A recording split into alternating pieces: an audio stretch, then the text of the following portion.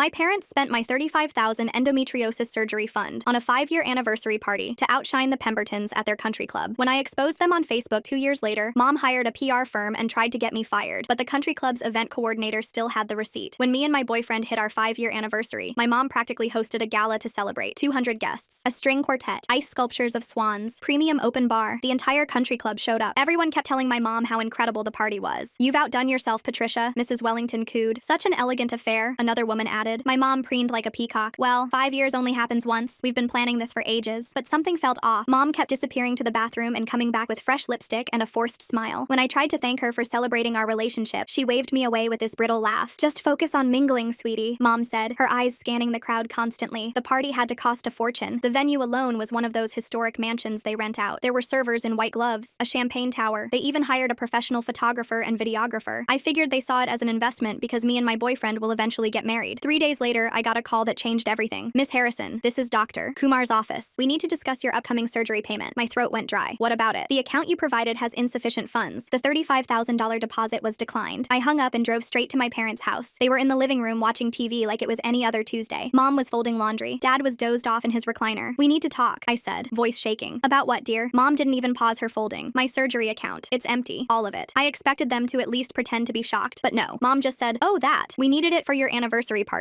You spent my surgery fund on a party?" Mom set down the shirt she was folding and sighed like I was being difficult. "The Pembertons' daughter only got a restaurant dinner for her 5-year anniversary. How would it look if we did less? People would think you're a loose woman." "I need that surgery," I whispered, trying not to cry. "The endometriosis is getting worse." Dad finally sat up properly. "You're young. You can wait a few more years. Build up the savings again." "A few more years? I'm in constant pain. I can barely work some days." "Don't be so dramatic," Mom said, returning to her laundry. "Women have dealt with these issues forever. You'll manage." $35,000 gone. So they could prove to the country club that their daughter's relationship was worth celebrating more than the Pembertons. I stared at these people who were supposed to care about me. The surgery was supposed to happen in 2 months. I'd already taken time off work, done all the pre-op appointments. Now I had nothing. That night, I called my Aunt Sarah. She was Mom's sister, but they'd had a falling out years ago. Now I understood why. "That selfish witch," Sarah muttered when I told her. "Come stay with me. We'll figure this out." Living without the surgery was hell. I missed work constantly, lost my job after too many sick days, got a new job and lost that one too. Some mornings I couldn't even stand up straight. I lived on painkillers that barely did even anything. Meanwhile, my parents continued their country club life. Mom became social chair. They hosted wine tastings, went to every gala and fundraiser, always posting photos in their formal wear. Priorities, right? They never once asked how I was doing, never offered help. 2 years later, I finally saved enough for the surgery. Not through them, but through a combination of my aunt's help, a medical loan, and a GoFundMe that got some attention after I shared my story. The surgery was successful. The relief was immediate. I could finally work without pain. Got promoted twice in 6 months because I could actually show up consistently. Then my mom posted on her private Facebook account a long essay about how proud she was that I'd overcome my health challenges, how she'd taught me resilience and strength. "Sometimes parents have to make hard choices," she wrote, "but look how strong she became because of it." That's when I snapped. I screenshotted her post and replied with my own. Posted the bank statements, the medical records showing 2 years of ER visits, the bills, everything. "Hard choices? You mean stealing $35,000 meant for my surgery to impress your country club friends?" By the time I hit post, tears were streaming down my face. I immediately turned my phone off because I was terrified of the consequences. And when I turned on my phone an hour later, I finally learned why people always say, "Be careful what you post online," because it went viral, but to all the wrong people. My phone screen lit up with notification after notification. The numbers climbed faster than I could process. 5,000 shares, then 10,000. Comments poured in from strangers, but also from people I knew. People from Mom's precious country club. The first call came within minutes. Mom's number flashed on my screen, but when I answered, the voice wasn't hers. It was blocked somehow, distorted, but I could still make out her screaming. She'd seen the post. Mrs. Wellington had already uninvited her from the charity board meeting tomorrow. In the background, I heard Dad's voice, quieter, but clear. "Maybe we deserve this, Patricia." My hands shook as I screenshot everything. The lawyer comment caught my eye first. Margaret Hutchinson, one of Mom's golf buddies, had written, "This is defamation. I'll help you sue her. Evidence." I saved it immediately. Boyfriend burst through my apartment door 20 minutes later, his face pale. His mother had called him at work. She'd seen my post shared in her book club group chat. The engagement ring he'd picked up last week was still in his jacket pocket, but now his mother was demanding he reconsider that girl. He paced my living room, running his hands through his hair. His mother had given him an ultimatum. Choose her or choose his inheritance. Choose her or choose family peace. The ring box made a small bulge in his pocket as he moved. My phone rang again. Aunt Sarah this time, her voice urgent. Mom's best friend Janet was already spreading a counter-narrative in their group chat. According to Janet, I'd been mentally unstable since the surgery. She was telling everyone I'd made it all up for attention. The post hit 50,000 shares while I stared at my phone. Country club members were piling on with threats, legal action, defamation suits, cease and desist orders. Each comment more aggressive than the last. I had to make a choice. Delete it and let Mom win, or leave it up and face whatever came next. My finger hovered over the delete button. Then I saw a comment from a woman I'd never met. My mother did the same thing. "Thank you for speaking up." I left it up. Boyfriend stopped pacing. He looked at me, then at his phone, phone where his mother's texts kept coming. "I need time to think about us," he said. The words hit harder than any of Mom's screaming. He walked out, leaving me alone with my exploding phone. 3 days passed in a blur of notifications and messages. Work became my only escape, until my coworker pulled me aside during morning break. "Your mom called reception yesterday," she said quietly. "Said it was a family emergency. Asked about your schedule." The coffee in my stomach turned sour. Mom was escalating. During lunch, a text came through from Dad's phone, but the words were all Mom. "Every dollar you cost me in reputation, I'll cost you in reality." I screenshot that too, adding it to my growing folder of evidence. The calls to my workplace started that afternoon. Mom's voice on the other end, dripping with false concern. She told our receptionist I was having a mental health crisis, mentioned my recent erratic behavior, suggested they might want to check on me. By the end of the week, she'd called our biggest client. My coworker overheard part of the conversation. Mom was telling them I was going through a breakdown and might not be reliable for their upcoming project. Then the bank email arrived. Unusual login attempts from a new device. Location, Mom's neighborhood. My blood ran cold. I'd changed most of my passwords after moving out, but apparently not all of them. 3 country club teenagers found my post and commented. Their parents were choosing sides. Some supported Mom, believing her victim narrative. Others had seen through her act years ago. They were planning interventions for both of us. Dad finally texted me directly, from his own phone this time. "Your mother's lost it. She's hiring a PR firm. I'm scared of what she'll do." But when I asked if he'd speak up publicly, he went silent, still choosing her, even now. Someone found an old text from Mom and posted it in the comments. From 2 years ago, right after I'd lost my second job. "Remember, sweetie, image is everything. Without it, you're nothing." Her own words, now weapons against her. The fake Facebook accounts started appearing overnight. Concerned neighbor posted stories about my supposed substance problem during recovery. Former coworker claimed I'd been fired for instability. All lies, all traceable back to IP addresses in Mom's area. A major client emailed my firm directly. They were questioning whether to continue working with someone involved in such public disputes. My boss hadn't seen the post yet, but it was only a matter of time. The HR director called me in the next morning. He golfed at the country club every Sunday. Mom had gotten to him. "Maybe you should take some time off," he suggested, "until this all blows over." The threat was polite but clear. I spent my lunch break screenshotting everything, creating backups of backups, documenting every fake account, every threatening message, every attempt to destroy my life. The folder grew larger by the hour. That evening, I made a horrible discovery. I wonder what's really going through Mom's head when she keeps disappearing to the bathroom during this fancy party. Fresh lipstick and forced smiles seem like she's hiding something deeper than just party stress right now. Mom still had my password from when she'd helped with college applications years ago. She'd been reading my job applications, my personal emails, my private messages, everything. Aunt Sarah called, voice tight with anger. Her book club was questioning her version of events now. Janet had visited each member personally, spinning tales about our family. The poison was spreading faster than the truth. A pattern emerged in the comments. All of Mom's supporters used identical phrases. Ungrateful daughter, mental health issues, attention-seeking behavior, like they'd been given a script. Dr. Kumar's receptionist sent me a private message. "Your mom called yesterday, pretended to be you, tried to get your medical records. We didn't fall for it. Even my medical privacy was under attack." Then, unexpectedly, an ally emerged. "Boyfriend's sister reached out. I believe you," her message read. "My mom's wrong. He still loves you, but she's threatening to disinherit him." A crack in their family's united front. The tide started to turn when Mrs. Pemberton commented publicly. "Patricia did brag about that party costing exactly $35,000. I remember thinking it was tacky to mention the price." Finally, someone from Mom's inner circle confirming the truth. An anonymous message arrived from a country club employee. "Your mom's in the lobby right now, crying about her disturbed daughter. Half the people believe her, half don't. The staff all know she's lying." Mom's manipulation tactics escalated beyond anything I'd imagined. She befriended my old therapist doctor, Marcus, at the country club, approaching him during their weekly tennis matches. I only discovered this when Dr. Marcus suddenly emailed me expressing concerns raised by your mother about your recent behavior. The violation of professional boundaries made my skin crawl. He'd broken confidentiality to discuss my sessions with the very person who'd caused my trauma. I forwarded his email to the therapy board immediately, documenting the breach. My hands trembled as I typed, knowing Mom had weaponized even my attempts at healing. She'd found my most vulnerable moments and turned them into ammunition. The pharmacist who'd filled my pain prescriptions for 2 years saw my post and commented publicly. He described watching me struggle to afford medication, sometimes choosing between pain relief and groceries. His testimony carried weight that anonymous supporters couldn't match. A medical professional confirming my suffering demolished Mom's dramatic daughter narrative. My phone buzzed at 2 a.m. Boyfriend's name lit up the screen. My heart raced as I read his message. His mother had given him an ultimatum at dinner. Choose her money or choose me. He'd packed his bags and moved in with his sister. He chose me. The relief made me sob into my pillow. I noticed someone attempting to access my Google account repeatedly. The security alerts showed Mom's neighborhood as the location. I immediately enabled two-factor authentication and created encrypted cloud backups of all evidence. Every screenshot, every threatening message, every fake account got stored in multiple secure locations. The thought of involving authorities crossed my mind, but I knew family disputes rarely got serious attention. This battle would be fought in the court of public opinion, not a legal one. Personal channels would have to suffice. My GoFundMe donors began sharing their own stories in the comments. Women who'd had parents drain their college funds, men whose mothers stole their identities for credit cards. The pattern of parental financial abuse resonated with more people than I'd expected. An unexpected support network formed organically. Aunt Sarah made a shocking discovery while sorting through old documents. Bank statements from my childhood savings account showed systematic withdrawals over years. Birthday money from grandparents, Christmas gifts, even my paper route earnings, all borrowed by mom for family expenses. This wasn't her first theft. It was a pattern spanning decades. A message arrived from someone I'd never heard of. Mom's former college roommate had found my post. She revealed that mom had done the same thing to her sister 20 years ago. Drained an $18,000 inheritance meant for nursing school, claiming it was an investment opportunity. That's why Aunt Sarah had really cut her off. The family secret finally made sense. I decided against escalating the public drama. Instead, I posted a calm update thanking supporters for their kindness. No attacks on mom, just gratitude for those who believed me. The dignified response made mom's increasingly frantic comments look unhinged by comparison. Mom's desperation peaked when she demanded I sign a non-disclosure agreement. The document arrived via Dad's email with a Friday deadline. Dad texted separately warning that she meant business. She'd already consulted 3 lawyers about forcing my silence. The threat felt hollow when her own lawyers kept dropping her after learning the truth. A former charity co-chair reached out privately. She'd worked with mom for years organizing fundraisers. Her message hinted at questionable handling of donations, money that went missing between events and bank deposits. She couldn't prove anything but suggested others had noticed discrepancies too. The pattern of financial impropriety ran deeper than just family theft. I encountered mom at the grocery store, her first direct approach since everything exploded. Mascara streaked down her cheeks as she cornered me by the produce section. She grabbed my arm, asking if destroying her was worth it. I pulled away calmly and continued shopping. Her public breakdown attracted stares from other shoppers. She followed me to the parking lot, offering $10,000 to delete everything. Cash in hand, she waved the envelope desperately. When I refused, her mask completely slipped. She promised to take everything else I loved if I didn't comply. I documented her threats on my phone's voice recorder before driving away. Dad's sister called that evening. The extended family had known about Patricia's issues for years, but stayed silent to keep peace. Even Pastor Williams had tried counseling them about her spending and manipulation. They apologized for not protecting me sooner. Their validation meant everything after years of gaslighting. Someone analyzed the timestamps on mom's Facebook posts about being a grieving mother during my medical crisis. They'd been scheduled and posted while I was actually in surgery. She'd crafted her victim narrative while I was under anesthesia. The calculated cruelty took my breath away. Mom's support network shrank rapidly. Her core group dwindled to 5 women who had their own secrets to protect. Birds of a feather, as they say. Even they seemed uncomfortable with her increasingly erratic behavior. The bank manager called as a courtesy. They'd blocked multiple suspicious access attempts on my accounts. Someone with knowledge of my security questions had tried to reset passwords. He suggested I update all my information immediately. The evidence of attempted financial crimes kept mounting. Boyfriend's public declaration changed everything. He posted on his own timeline about seeing my medical records, witnessing my pain firsthand. He announced his intention to marry me with or without his family's blessing. His mother's reaction was predictably explosive, but he stood firm. Aunt Sarah and I grew closer through the crisis. We spent evenings sharing wine and comparing notes about surviving Patricia. She revealed more family history, including mom's decade-old affair that nearly ended her marriage. Despite knowing this nuclear option existed, I refused to weaponize it. Maintaining moral high ground mattered more than mutual destruction. Mom ambushed me at the pharmacy while I picked up prescriptions. She blocked my path to the counter, hissing about how she'd made me and could unmake me. I responded simply that she'd already tried and I'd survived. The pharmacist watched nervously, ready to call security. 3 nurses from my surgery day found my post and confirmed publicly that no family had visited during my recovery. They remembered because I'd been alone for the entire stay, unusual for such a serious procedure. Their professional testimony demolished mom's claims of being a concerned parent. Mom's charity co-chair quietly resigned her position. She told others she couldn't be associated with the controversy anymore. The social consequences mom feared most were materializing naturally. Her carefully crafted reputation crumbled piece by piece. Dad texted with bitter irony. Mom had spent $30,000 on lawyers and PR firms trying to salvage her image, almost the exact amount she'd stolen from my surgery fund. They were going broke fighting a battle she'd started. He begged me to make it stop, but I reminded him they'd chosen this path. The GoFundMe supporters began sharing my story in their own communities. Support groups for financial abuse victims. Forums for people with narcissistic parents. The story spread organically through networks of people who understood the pain firsthand. Mom appeared at my workplace during lunch. Security cameras captured her in the lobby, telling anyone who'd listen that she should have let me suffer longer. The security guard escorted her out, but the damage to her own image was done. Her mask had slipped completely in public. My boss called me in the next day. He'd been receiving calls about my instability for weeks, but he'd also seen my work performance improve dramatically post-surgery. He announced I was getting promoted, not fired. Merit had won over manipulation. Mom's lawyer dropped her as a client after discovering she'd lied about the defamation claims. The bank statements I'd posted were real. The medical records were authentic. There was no defamation, only truth she didn't want exposed. The country club employee who'd been messaging me revealed the final piece of mom's pattern. Mom trying to steal medical records while playing tennis with a therapist is like watching someone juggle flaming torches while riding a unicycle. Impressive dedication to being the absolute worst person possible. 20 years ago, she'd convinced Aunt Sarah to invest in a fake business opportunity. The $18,000 Aunt Sarah lost was her inheritance from their grandmother. The exact pattern. Family money stolen for image and status. That betrayal had ended their relationship permanently. I warned my cousin about protecting her college fund. Mom had already approached her parents about investment opportunities. By exposing the pattern, I prevented another generation from falling victim to the same theft. The cycle was breaking. Boyfriend's sister joined our support network publicly. 2 cousins emerged from silence. 3 family friends who'd seen through mom's facade for years. Even some church ladies who'd witnessed her manipulations firsthand. The protective circle around me grew stronger while mom's world shrank. Mom's attempts to access my medical records failed failed when the clinic confirmed my identity directly. Her tries to get into my work files hit upgraded security walls. The apartment building manager had been warned about her. Every avenue of attack closed as I'd learned to protect myself. Mrs. Wellington witnessed Mom screaming at me in the country club parking lot. The society matron who'd once praised Mom's party planning saw the real Patricia. Unhinged, desperate, threatening. The mask-off moment happened in front of the very person whose opinion Mom valued most. Professional contacts who'd followed the situation reached out privately. They understood I'd been through hell and respected how I'd handled it. My reputation in my industry actually strengthened as people saw my resilience and integrity. Security footage from the anniversary party venue surfaced. The event coordinator confirmed the final bill had been exactly $35,000, just as I'd claimed. Every detail I'd shared was verified by independent sources. Truth has a way of revealing itself. Mom's 60th birthday approached. The woman who usually commanded guest lists of 200 had sent invitations to that many, but RSVPs trickled in slowly. The social consequences she'd feared most were manifesting. Her grand celebration was becoming a public embarrassment. Dad finally broke his silence. He posted publicly that he'd enabled Patricia's behavior for too long. He confirmed I'd told the truth and announced he was getting her professional help. The admission came too late to repair our relationship, but marked a crucial turning point. I wrestled with how far to take this. The evidence I'd compiled could destroy Mom completely, but destruction wasn't my goal. I wanted accountability and protection from future harm. I chose to post a simple statement thanking supporters and announcing I was moving forward with love for those who'd stood by me. The country club formally requested Mom's resignation as social chair. The position she'd coveted for years, the role that defined her social standing, vanished overnight. Natural consequences proved more powerful than any revenge I could have orchestrated. Extended family members who'd suffered similar treatment over the years finally chose sides. They'd stayed silent to avoid drama, but my public stand gave them permission to acknowledge their own experiences. Mom's pattern of manipulation affected more people than anyone had realized. Mom's 60th birthday arrived with a whimper. The restaurant reservation for 50 sat empty except for Dad. Photos from the country club showed the private dining room they'd booked gathering dust. The social triumph she'd planned became a monument to her isolation. A final manipulation attempt came via flowers. The card read simply, asking if we could start over. I returned them with my own note. Starting over requires accountability first. She'd never acknowledged the theft, the pain, or the years of suffering. Without that, there could be no reconciliation. The country club's membership committee met to discuss Mom's status. Her recent behavior, combined with whispers about fundraising irregularities, triggered a formal review. The institution she'd built her identity around was rejecting her. Boyfriend proposed privately in our apartment, away from the drama. He said my strength through this ordeal showed him exactly who he wanted beside him forever. The ring wasn't as expensive as what his inheritance might have bought, but it meant more because he'd chosen love over money. 3 of Mom's former victims reached out privately with their own stories. Each tale followed the same pattern: money taken for family image, gaslighting about being selfish, years of guilt and manipulation. Their validation helped heal wounds I didn't even know existed. I compiled all the evidence into a single document showing Mom's pattern of financial abuse across decades, not for public distribution, but for family members who needed to protect themselves. The truth organized into an undeniable pattern. Dad filed for separation. He told Mom he couldn't pretend anymore, and she needed help he couldn't provide. The man who'd enabled her for decades finally reached his breaking point. Their perfect image shattered completely. Mom's sister from across the country called unexpectedly. Her voice cracked as she explained how Mom had stolen her inheritance too, 25 years ago. She thanked me for finally exposing the truth. The validation from someone who'd suffered in silence for decades strengthened my resolve. Local news picked up the story as an example of financial abuse awareness. I reluctantly agreed to an anonymous interview about recognizing the signs. The segment focused on education, not sensationalism. My experience could help others trapped in similar situations. The country club's informal review of Mom's fundraising records revealed concerning patterns. Several members quietly returned donations they suspected had been mishandled. The institution handled everything internally, avoiding public scandal while ensuring accountability. My wedding planning began with genuine support from unexpected sources. The florist who'd worked Mom's events offered her services at cost. The photographer from the anniversary party volunteered to document our day for free. They'd all witnessed Mom's behavior over the years and wanted to help create something real. Mom crashed an intimate dinner where I'd planned to announce our engagement to close friends. She burst through the restaurant doors, mascara running, demanding to be heard. The other diners watched in horror as she ranted about ungrateful children and stolen lives. Someone recorded her breakdown on their phone. Within hours, the video spread through our community's social networks. Mom looked unhinged, dangerous even. Her carefully maintained image dissolved completely in those 3 minutes of raw footage. Some distant relatives blamed me for the public spectacle. They called, texted, emailed about how family matters should stay private. Their guilt trips stung, especially coming from people who'd never offered support during my medical crisis. Boyfriend was out of town for work when the worst wave of family criticism hit. I sat alone in our apartment, questioning everything. Had I gone too far? Should I have handled this privately? The doubt crept in like poison. But then I remembered the pain, the lost jobs, the nights curled up crying, the 2 years of suffering that could have been prevented. I decided to maintain my boundaries despite the guilt. Enabling Mom would help no one. Mom sent a sewer slide threat through Dad's phone late one night. My hands shook as I read the message. I called Dad directly, bypassing her manipulation. He confirmed she was making dramatic gestures for attention, not genuine attempts. He'd already contacted her therapist. I arrived at my parents' house with Aunt Sarah and boyfriend for what would be our final confrontation. Mom sat in the living room, holding court with her last 3 supporters. They glared as we entered, ready for battle. Mom launched into her practice speech about how I'd fabricated everything for attention. Her remaining friends nodded along, desperate to believe their own secrets were safe. Then Dad did something unexpected. He silently slid divorce papers across the coffee table. The room went silent. Dad's hands trembled as he revealed the truth about Mom's pattern. It started small, taking my birthday money, selling gifts for cash, always justified as necessary for maintaining the family image. The thefts escalated over decades. Mrs. Pemberton arrived uninvited, interrupting Dad's confession. She stood in the doorway, holding a manila envelope. Her announcement shocked everyone. She'd helped Patricia hide charity funds for years. The guilt had become unbearable. She was returning everything, with interest. The envelope contained $45,000 in cashier's checks made out to various charities. Mrs. Pemberton's confession triggered a domino effect. Mom's other supporters suddenly remembered urgent appointments. They fled, leaving Mom alone with family who knew the truth. I faced a choice. I could expose the charity fraud publicly, ensuring Mom's complete destruction. Or I could let the country club handle it internally, allowing her to face consequences without total annihilation. Despite everything, I chose mercy over revenge. The country club board acted swiftly. They demanded full restitution for any missing funds. Mom had to sell her jewelry collection and luxury car to make the payments. The natural consequences of her actions proved more effective than any punishment I could have orchestrated. Mom's final manipulation attempt came through a mutual acquaintance. She'd asked this woman to plant substances in my car, then call in an anonymous tip. The woman was horrified. She immediately warned me and cut contact with Mom. Even her most desperate schemes were failing. Dad started therapy with a Christian counselor who specialized in enabling behaviors. He began learning how his passivity had allowed Mom's behavior to escalate. Patricia trying to get someone to plant stuff in her daughter's car really shows how far she's willing to go when she's losing control. That's not just manipulation anymore. That's trying to frame her own child for something serious. Slowly, tentatively, we started rebuilding our relationship through supervised conversations. The wedding invitation list took shape without Mom's name on it. The decision hurt, but maintaining boundaries mattered more than tradition. I included a note for Dad, making it clear he was welcome if he came alone. Mom finally admitted to Dad during a counseling session that she'd gotten carried away with appearances. It wasn't a full acknowledgement of the harm she'd caused, but it was the closest thing to accountability she'd ever expressed. Dad threatened divorce if Mom contacted me again without permission. The boundary held. For the first time in my life, someone was protecting me from her manipulation. The relief felt overwhelming. Our wedding day arrived 2 years after the confrontation. Small, genuine, surrounded by chosen family and real friends. Dad attended alone, tears in his eyes as he walked me down the aisle. His whispered apology meant everything. During the father-daughter dance, I caught a glimpse of movement outside the venue windows. Mom stood across the street watching from a distance. She looked smaller somehow, diminished by her own choices. Our eyes met briefly through the glass. I nodded once, acknowledging her presence without inviting her in. Then I turned back to Dad, to boyfriend, to the life I'd built on truth instead of appearances. The past remained outside where it belonged, no longer controlling my future. The reception continued with genuine laughter and joy. No ice sculptures or champagne towers, just real people celebrating real love. Aunt Sarah gave a toast about strength through adversity. Boyfriend's sister welcomed me officially to their family. Mom stayed outside for the entire reception, a ghost at her own daughter's wedding. Security kept watch but never had to intervene. She left as quietly as she'd arrived, finally understanding what she'd lost chasing status over love. The sun set on a perfect day built on authenticity rather than artifice. Every smile was genuine, every moment real. The simple wedding cost less than one of Mom's charity galas but meant infinitely more. Dad hugged me goodbye, slipping an envelope into my hand. Inside was a check for $35,000, not from Mom, but from his own retirement savings, his way of making amends for failing to protect me when it mattered most. I looked around at the people who'd stood by me through the worst period of my life, friends who'd believed me when powerful people called me crazy, family who'd chosen truth over comfortable lies, a partner who'd picked love over inheritance. This was what Mom never understood. Real relationships weren't built on ice sculptures and designer dresses. They were forged in difficult moments when people showed their true character. Every person at my wedding had proven their worth through actions, not appearances. The band played our last song as guests began departing. No professional videographer captured every moment. No society photographer posed us for perfect shots. But the memories were more precious because they were genuine. Boyfriend and I stood together, watching our loved ones leave. Tomorrow we'd start our married life free from toxic manipulation and false appearances. The journey had been painful, but it led us to something real. Mom's choices had cost her everything she'd claimed to value. Her country club membership, gone. Her social standing, destroyed. Her marriage, ended. Her daughter, lost. All sacrificed for an image that proved hollow when tested. But I'd gained more than I'd lost. A partner who chose me over money. A father who finally learned to protect me. An aunt who'd always seen the truth. Friends who stood by me when it mattered. A life built on honesty rather than pretense. The venue lights dimmed as we prepared to leave. Our honeymoon would be modest. A week at a cabin by the lake. No exotic destinations or luxury resorts. Just time together, building our future on solid ground. I took one last look at the street where Mom had stood. Empty now, like the life she'd created through manipulation and theft. Her absence felt like a gift. The greatest wedding present she could have given. The freedom to live without her shadow. Thanks for letting me sprinkle my 2 cents throughout this journey. Stay sharp out there.